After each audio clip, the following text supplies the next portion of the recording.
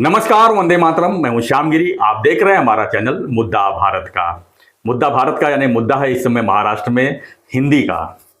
हिंदू मैं हूं लेकिन हिंदी नहीं, ये बात वक्तव्य की है राज ठाकरे ने। इसको लेकर जो है महाराष्ट्र में राजनीति काफ़ी गर्म हो गई है। देवेंद्र फडणवीस ने जो मुख्यमंत्री ने साफ साफ कह चुके हैं कि अगर आप हिंदी का विरोध कर रहे हैं तो इंग्लिश का क्यों नहीं। यानी इंग्लिश भी तो आज हर बच्चा इंग्लिश पढ़ना चाहता है, हर ही परिवार चाहता है कि उसका घर का मेंबर जो है इंग्लिश पढ़े और आगे बढ़े। तो हिंदी क्यों नहीं। हिंदी तो हमारे देश की कुछ लोग नेशनल भाषा कहते हैं, कुछ कहते हैं कि प्रायोगिक भाषा है, कुछ मतलब ज़्यादा करके लोग हिंदी जो कोई विषय नहीं आए तो हिंदी तो बोलते ही हैं। यहाँ तक कि साउथ से लेके आप नॉर्थ तक चले जाए, कहीं भी चले जाएंगे तो हिंदी एक सपोर्टिव भाषा तो हो ही जाता है। लेकिन हिंदी का इतना विरोध क्यों, ये सबसे बड़ा विषय है। हमारे साथ में है उत्तर भारतीय नेता बीजेपी के शैलेश मिश्रा जी। हम इनसे जानने की कोशिश करेंगे कि राज ठाकरे का ये जो वक्तव्य है, जो उनका रणनीति है, ये किस चीज़ की तरफ ले जाता है। एक बार मुख्यमंत्री देवेंद्र फडणवीस उनके घर पे आते हैं, मिल के आते हैं। उप मुख्यमंत्री एकनाथ शिंदे फिर जाते हैं उनके यहाँ, मिल के आते हैं, और उसके बाद इस तरह का चीज़ें सामने आती है। तो क्या कहा जाए इसके, ये रणनीति पर कौन काम कर रहा है। बैकग्राउंड में कुछ हो तो नहीं रहा है। कुछ जब चुनाव आने होते हैं, जैसे विधानसभा तो चला गया, लोकसभा भी चला गया, बीएमसी का चुनाव है, नगर निगम चुनाव है, पूरे महाराष्ट्र में छोटे छोटे चुनाव है। तो उसको देखते हुए कहीं ये मराठी वोट बैंक को बांटने का एक प्रक्रिया तो नहीं है। काफ़ी सवाल है इसके पीछे। हम जानने की कोशिश करेंगे शैलेश मिश्रा जी से, जो उत्तर भारतीय बीजेपी के नेता हैं और उपाध्यक्ष भी रह चुके हैं। शैलेश जी, बताइए कि जो इस समय महाराष्ट्र में हिंदी विषय को लेकर इतना घमासान मचा हुआ है, इसको क्या मानते हैं आप। किस तरह की रणनीति पर काम हो रहा है यहाँ पर महाराष्ट्र में। श्याम भैया, मैं आपको एक व्यापक दृष्टि से इस विषय को रखने की चेष्टा करता हूं। इस पूरी दुनिया में, पूरे देश में कितने प्रकार के लेन देन होते हैं जी, उसमें सबसे बड़ा लेन देन होता है, वो होता है भाव का। भाव और भाव का लेन देन तब तक नहीं हो सकता है जब तक एक कोई समान माध्यम, समान मुद्रा हमारे बीच में नहीं है।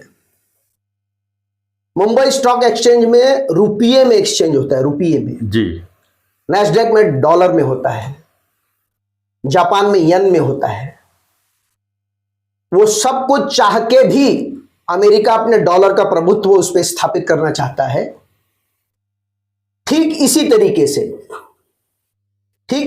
से पूरे विश्व में अंग्रेजी ने अपना प्रभुत्व स्थापित किया है। बिल्कुल। लेकिन क्या हम हमारे स्टॉक एक्सचेंज में डॉलर में व्यवहार करेंगे? हमारे स्टॉक एक्सचेंज में तो रुपये में ही व्यवहार होगा ना, क्योंकि वो भारत का वो प्रतिनिधि है जी। व्यवहारिक दृष्टिकोण से जो नेशनल स्टॉक एक्सचेंज है वो भारत का प्रतिनिधि है। तो भारत के सारे राज्यों को, सारे लोगों को कोई एक सशक्त माध्यम होना चाहिए जिस तरीके से यह व्यवहार होगा जी। इसका विरोध तमिलनाडु में भी किया गया कि हम रुपये के साइन को नहीं मानेंगे जी। उसको तमिल में भी बना देंगे या कन्नड़ में भी बना देंगे या पंजाबी में भी बना देंगे, तो भी कोई तो एक माध्यम होना चाहिए जो समान हो पूरे भारत में। इसीलिए रुपये का निशान बनाया गया। और आपको बताता हूं, जिस तरीके से रुपये का निशान और रुपया पूरे भारत में व्यवहार करने के लिए जरूरी है, इसी तरीके से हमारे भावनाओं का लेन देन करने के लिए पूरे भारत में एक भारत की भाषा होना जरूरी है जी। तो चाहे वो संस्कृत ले लो या तो फिर हिंदी ले लो। इसमें अधिक से अधिक जो भाषा का प्रयोग आज भारत में है वो है हिंदी। बिल्कुल, भारतीय भाषा।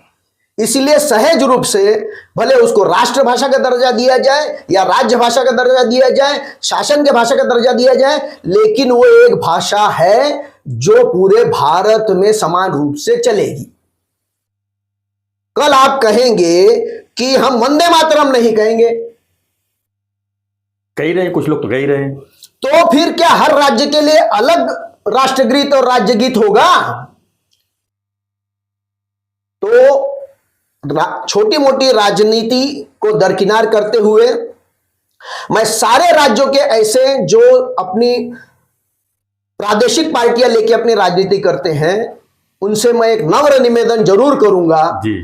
कि हम सब अपने अपने राज्य के स्वाभिमान के लिए, अस्मिता के लिए लड़ेंगे, झगड़ेंगे और उसके सम्मान के लिए सदैव खड़े रहेंगे। लेकिन भारत देश भी तो हमारा है। भारत देश की भाषा, भारत देश की संस्कृति, भारत देश का सम्मान, भारत देश का जो एक फौज है, उसके लिए कौन खड़ा रहेगा? अगर हम लोग इसी तरह आपस में लड़ते झगड़ते रहे, कल मैं ये ताज्जुब नहीं करूंगा कि कल ढोकला के ऊपर बंधन की, महाराष्ट्र में ढोकला नहीं खाना चाहिए, पिज्जा है, बर्गर है, गुजरात पिज्जा बर्गर चलेगा, क्योंकि वो अंग्रेज देके गए हैं ना भाई। अच्छा, यहां पे गुजरात वाला बोल सकता है कि भैया यहां पे वड़ा पाव नहीं खाओ, उत्तर प्रदेश वाला बोलेगा कि नहीं भैया यहां पे वड़ा पाव नहीं चलेगा, यहां लिट्टी चोखा खाओ। तो ये क्या हो रहा है?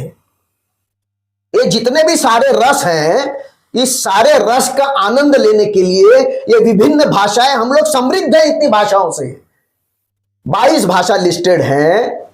तो ये इतनी समृद्धि किस देश के पास में है? ये बात और है कि हमें किसी के ऊपर कोई भाषा लादनी नहीं चाहिए, इससे मैं भी सहमत हूं, लेकिन कोई एक संपर्क सूत्र तो सारे राज्यों में होनी चाहिए ना। बिल्कुल।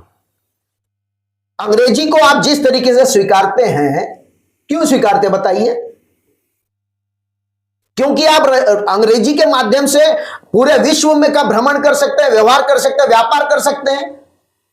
यानी आप पूरे विश्व में व्यापार व्यवसाय करने के लिए तो खुले हैं, लेकिन आपस के राज्यों में अगर सब यही खींचतान करने लगे कि भैया हमारा करेंसी अलग होगा, हमारी भाषा अलग होगी, तो फिर ये जो फेडरल स्ट्रक्चर भी नहीं चल पाएगा। जो हमारे संविधान ने हमको एक फेडरल स्ट्रक्चर दिया है, उसको भी अगर हम आपस में जोड़ के रखने के लिए, बात व्यवहार करने के लिए, भावनाओं के लेन देन के लिए, आदान प्रदान के लिए एक कोई तो संपर्क की भाषा होनी ही होगी ना। या तो आप फिर से भाषा की गुलामी करो, अंग्रेजी की गुलामी करो। यूरोप में भी कई भाषाएं हैं, लेकिन उनमें से जो सबसे ज्यादा प्रचलित भाषा है अंग्रेजी भाषा, उन लोगों को उसे पूरे यूरोप में, पूरे विश्व में मान्यता दी गई है। तो जो हमारा ये सनातन भारत का जो एक विश्व है भारत के रूप में, इसके अंदर भी तो एक किसी भाषा को पूरा स्वीकृति लेनी पड़ेगी, देनी पड़ेगी। मैं नहीं ये कहता हूं कि बाबा उसको प्राथमिकता दी जाए, लेकिन कम से कम संपर्क सूत्र के रूप में वो काम करे, उतनी तो शिक्षा होनी ही चाहिए हर विद्यार्थी को। किस तरीके से वो अपने आप को भारत से जोड़ेगा, राज्य से जोड़ेगा। कल हो सकता है कोई जिला, भाषा हमारे में कहा जाता है कि हर 20 कोस में भाषा बदल जाती है, बिल्कुल। तो हर जिला अपनी भाषा को प्रमोट करेगा, जिसको बोली कही जाती है कि भैया यहां पे इसी बोली में, इस जिले में इसी बोली में बात होनी चाहिए। हमारे जिले में आओगे तो नहीं तो हम मारेंगे आपको, या तो फिर आप हमारे जिले में मत आओ। तो ये जो विघटन की प्रक्रिया है, इस किस रसातल तक लेके जाना चाहते हैं आप? यशस्वी प्रधानमंत्री मोदी जी हिंदी प्रदेश से नहीं आते हैं, गृह मंत्री अमित शाह जी हिंदी प्रदेश से नहीं आते हैं, वो भी तो गुजराती को ठेल सकते हैं। किस सहजता से मोदी जी ने हिंदी को अपनाया है, और उसका परिणाम यह हुआ है कि वो पूरे भारत में, पूरे विश्व में नेता बन के उभरे हैं।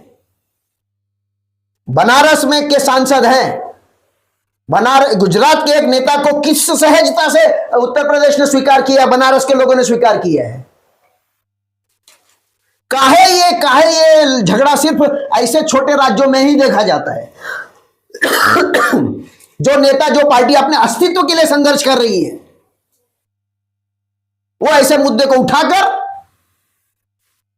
खाली भावनाओं को भड़काकर अपने राजनीतिक निहित स्वार्थ के लिए काम कर रही है। लेकिन उसमें भी तो सक्सेस नहीं हो रहे। कितने साल से मराठी मुद्दा लेके चल रहे हैं। ये जब आप बुनियाद ही झूठ के आधार पे है, गलत है, तो आपको यश कैसे मिलेगा बताइए?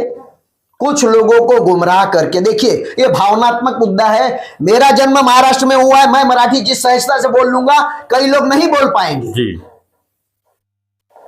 लेकिन कोई एक उसे राष्ट्रभाषा का दर्जा दिया हो या ना दिया हो, अगर आप लोक प्रतिनिधि हैं, आप जननायक हैं, तो इतनी समझ तो आपसे अपेक्षित की जाती है कि भले आज आप केवल एक राज्य में अपने आप को स्थापित करने का प्रयास कर रहे हैं, लेकिन वो राज्य जिस राष्ट्र का अंग है उसके बारे में आप क्या सोच रहे हैं बताइए। तो क्या लगता है आने वाले दिन में हिंदी विषय को तो अनिवार्यता दी जाएगी? देखिए आने वाले जो तो जम के होने वाला है, ये तो पक्का है। नहीं तो देखिए, क्या करेंगे? ये इसको मैं राजनीति के अलावा और कुछ नहीं समझता हूं जी। आने वाले जो लोकल बॉडीज इलेक्शन है, इसके अंदर अपने आप को रेलेवेंट बनाए रखने में एक एक एक एक एक प्रयास है, कुत्सित प्रयास है, इसके अलावा और कुछ नहीं है। बाकी हर जगह पे आज सोसाइटियों में अगर अंग्रेजी में कोई एक्सक्यूज मी बोलता है तो भी वो मार खा रही है बेचारी महिला। गुजराती सोसाइटी में चले जाएंगे तो वहां पे स्वाभाविक रूप से हो सकता है, सहज रूप से वो गुजराती में बात कर लेगा, तो क्या करेंगे आप उसको? आप बताइए मुझे इसका इलाज क्या है जी। और ऐसा जो प्रश्न उठा रहे हैं मैं उनके सामने ये एक अर्जी दे रहा हूं कि भैया इसका इलाज क्या है। हमारे कुछ भाई लोग गुजरात में भी जाके काम कर रहे होंगे, नोएडा में भी जाके काम कर रहे होंगे, तो उनसे क्या अपेक्षा की जाती है? एक चीज तो मैं पहले भी बोला हूं, आज भी बोलता हूं कि जिस प्रांत प्रदेश में आप हैं, जिस जगह पे हैं, वहां की भाषा बोली, वहां की रीति रिवाज, वहां का तीज त्योहार मनानी चाहिए, वहां का वेशभूषा, वहां का खान पान, उसको प्राथमिकता देनी चाहिए। लेकिन आप अपने लोकल बाहुबल का इस्तेमाल करके किसी का विरोध या किसी का ऐसा दड़पन नहीं लाना चाहिए। आज दत्ता सामंत ने यही मजदूरों के हित की बात करते करते महाराष्ट्र पूरे उद्योग को खत्म कर दिया।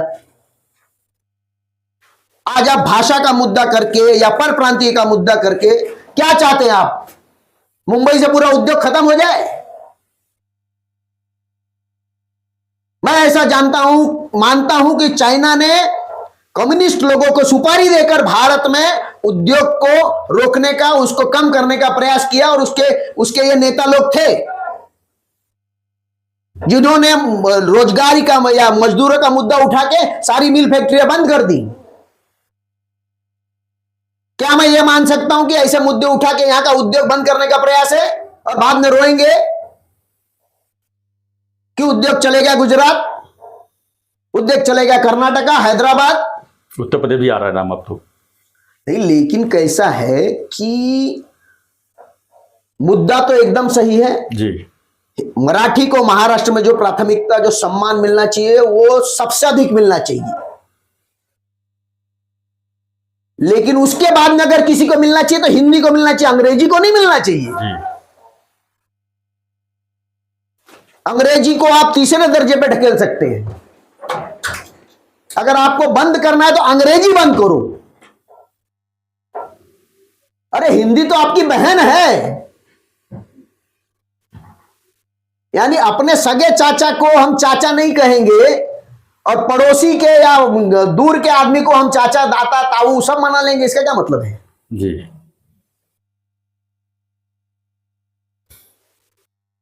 किसी भी तरीके से भेदभाव, हल्ला और यहां का कानून व्यवस्था के ऊपर अगर आप कोई भी तरीके से अगर उसमें एक आफत पैदा कर रहे हैं तो इसका सीधा सीधा परिणाम आता है व्यवसाय पे, धंधे पे, नौकरी पे। बिल्कुल। पूरी अर्थव्यवस्था, अमेरिका के राष्ट्रपति बहुत बड़े हैं, उनके बारे में नहीं बात कर सकता हूं, लेकिन उनकी एक एक बात पे यहां पे सेंसेक्स 11-11 लाख, 18-18 लाख करोड़ नीचे चले आता है और ऊपर चले जाता है। जी। तो आप जितने बड़े नेता हैं उतना आपके ऊपर जिम्मेवारी है, उतना दायित्व है, उतनी गंभीरता से आपको अपने विषय को लेना चाहिए। बिल्कुल सही कहा आपने शैलेश जी। तो हमारा चर्चा यही था कि आखिर में हिंदी हम नहीं बोलेंगे तो कौन बोलेगा। सतीश भार्गव जी का एक रचना याद आता है, हिंदी है हम, हिंदुस्तान हमारा। ये पूरा देश कहीं ना कहीं सुना ही होगा, गाया भी होगा। तो हम हिंदी से इतना परहेज क्यों करें? ठीक है, मराठी अच्छी बात है, स्थानीय भाषा है और उसको प्राथमिकता मिल भी रही है। उसका कोई अगर उसको अगर अपनाने से मना करता है तो ठीक है, उसके लिए कानून है, बाकी चीज़ें हैं, लेकिन मारपीट करना और वायलेंस पैदा करना ये तो राजनीति का हिस्सा नहीं हो सकता। ये सिर्फ मनसे स्टाइल, शिवसेना स्टाइल, क्या महाराष्ट्र में राजनीति की कोई स्टाइल है? तो फ्रेंड्स, आपकी प्रतिक्रिया दीजिए, क्या लगता है आपको हिंदी भाषा को लेकर जिस तरह से बवाल मचा है महाराष्ट्र में, क्या होना चाहिए? आपकी भी प्रतिक्रिया की बहुत ज़रूरत है।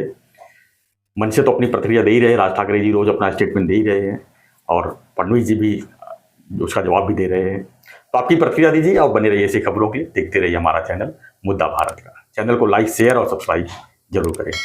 धन्यवाद शैलेश जी, धन्यवाद। जय हिंद।